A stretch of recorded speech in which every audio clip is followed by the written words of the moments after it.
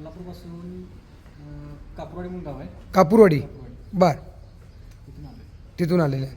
पहिले आपण किती मशीन नेल्यात साहेब आपल्याकडनं? 2 नेल्या होत्या. 2. बरं, कसा राहिला रिझल्ट मशीनचा? त्यांचा रिझल्ट चांगला आहे म्हणूनच दुसऱ्या मोठ्या क्वालिटीच्या मशीन दिलीत मी. किती किती दूध चालले साहेब आपल्या इथं साधारण? 16-17 वाजता चालली. आणि साहेब आपलं नाव? माझं सचिन पाहिजे पाटील. पाटील साहेब, आपल्या म्हशी किती चालल्या आपले 17. तुमच्या घरी ना, हां, का मोऱ्याच्या डेअरीवर? आपल्या घरी. आपल्या घरी. त्यामुळे तुम्हाला आता म्हशीचा अनुभव आला म्हणून तुम्ही इतक्या लांब येऊन आपल्याकडनं या 2 म्हशी घेतलेल्या आहेत. तर म्हशी कशा वाटल्या तुम्हाला? चांगले आहे. किती लिटरच्या म्हशी आहेत साहेब आता माझ्या इथं सध्या या 16 लिटर तयार आहे. तयार आहेत म्हशी?